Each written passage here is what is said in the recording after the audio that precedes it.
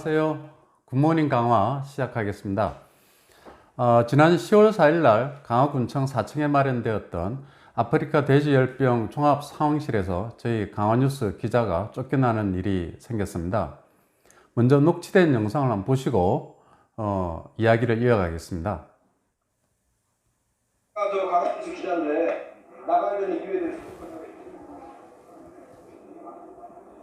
저 이러고 싶지 않아요, 팀장님? 이게 무슨 짓이에요 지금? 왜 나가냐고? 왜 나가야 되냐고? 못 나가. 못 나가니까. 이게 뭐 하는 짓이야 지금?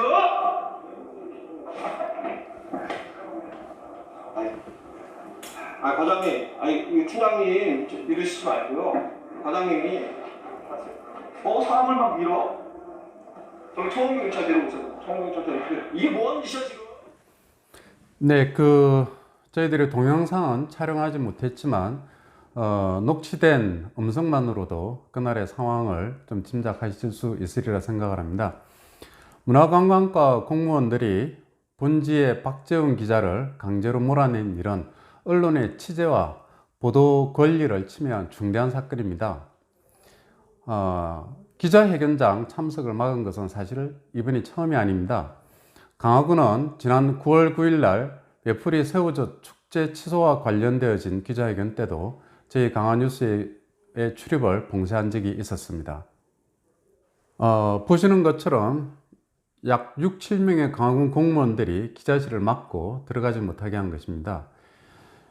이처럼 강화군이 특정 언론의 기자실을 출입을 통제한다거나 기자회견장 참석을 봉쇄하는 것은 법적으로 아무런 근거가 없습니다. 위력에 의한 업무방해 또는 폭력에 해당되어지는 사안이라고 볼 수 있습니다. 그리고 더욱 기가 막히는 것은 강화군이 2019년 4월 2일 날 예규 60% 강화군 기자실 운영 지침이라는 걸 만들게 됩니다. 인천시나 인천의 다른 기초지자체에는 없는 지침입니다. 근데 더욱 기가 막히는 것은 보시게 되면 3조 사용 및 출입 제한의 사항 2조 각 호의 규정에 대한 이해 당사자 가로 열고 언론인 포함이라고 되어져 있습니다. 이는 말도 안 되는 규칙입니다. 언론 활동을 제한하는 이와 같은 규칙은 하루빨리 폐지되어야 합니다. 이번 강제 퇴거 사건과 관련해서 많은 분들이 우려하고 있고 이 사안에 대해서 주목하고 있는 것으로 알고 있습니다. 오늘 인천시민사회연대에서는 시대를 역행하는 강화군의 기자회견장 강제 퇴거 사건에 대해서 군수의 사과, 재발 방지 약속, 관련자 처벌을 요구하였으며 반시대적인 기자실 운영 지침을 폐지할 것을 요구했습니다. 강화군의 책임 있는 답변을 요청합니다. 아프리카 돼지열병 소식입니다. 지난주에 삼산면의 애완용 돼지 한 마리를 안락사시키는 것으로 강화군에 있는 43,600마리의 모든 돼지가 살처분되었습니다.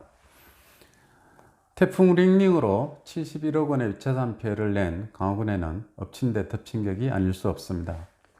9월 16일에 파주에서 아프리카 돼지열병 첫 발병 소식이 알려지고 난 뒤에 연천과 김포를 거쳐서 9월 24일 송해면에서 첫 발병 소식이 알려졌습니다.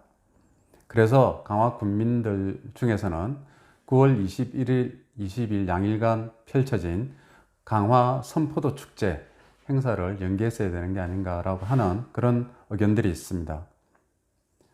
그리고 9월 27일 날 강화군 가축 방역 심의회에서는 모든 돼지의 예방적 살처분을 결정하게 됩니다. 예방적 살처분에 대해서 양돈 농가에서는 의견이 많았습니다. 이번에 살처분을 하고 나면 앞으로 강화군에서는 다시 돼지를 키울 수 있을까 하는 걱정 때문입니다. 농림축산식품부가 발간한 아프리카 돼지열병 긴급 행동 지침에 의하면 살처분 이후에 약 40일을 경과하고 시험가축 입식을 통해서 다시 돼지를 키울 수 있다고 되어 있습니다만 아프리카 돼지열병이 전파력이 강해서 3, 4년 동안 돼지를 키우지 못하지 않을까라고 하는 그런 소문들도 떠돌고 있는 형편입니다. 실제로 재입식이 되더라도 예비 모돈을 들여와서 출하까지 1년의 기간이 필요합니다. 그 기간 동안 양돈 농가들이 어떻게 버틸지 구체적인 대책을 빨리 마련해야 될 것으로 보입니다. 이번에 강화군 대지의 살처분은 양돈 농가뿐만이 아니라 강화 축산물의 브랜드 이미지 훼손에도 큰 영향을 미쳤습니다. 태풍 링링 피해가 채 복구되기 전에 닥친 돼지 열병 사태로 인해서 청정 지역으로 알려진 강화군에게는 매우 부정적인 영향을 끼칠 것으로 생각됩니다. 그리고 가축 질병 발병 때마다 수많은 생명을 한꺼번에 도살하는데요. 이에 따른 심리적 충격 또한 만만치가 않습니다. 그래서 살처분에 참여한 이들의 심리적 트라우마 치료는 꼭 필요할 것으로 보입니다. 아프리카 돼지 열병 사태로 인해서 큰 어려움에 처해 있는 강화군이 앞으로 양돈 산업의 재기를 위해서 강화 농축산물의 브랜드 이미지 회복을 위해서 어떤 정책을 펼칠지 앞으로 잘 살펴봐야 할 것으로 보입니다. 세 번째 소식은 아직 일어나지 않은 소식입니다. 도로원표에 관한 소식인데요. 강화읍에서 48번 국도를 따라서 강화대교를 넘어가기 전에 오른편에 도로 표지판이 있습니다. 서울 55km, 월곶 5km라고 쓰여져 있는데 혹시 서울 어디를 기준으로 한 것인지 아시겠습니까? 처음에는 서울 세종로 내거리, 지금 충무공 이순신 장군 동상이 있는 자리를 기준으로 했다고 합니다.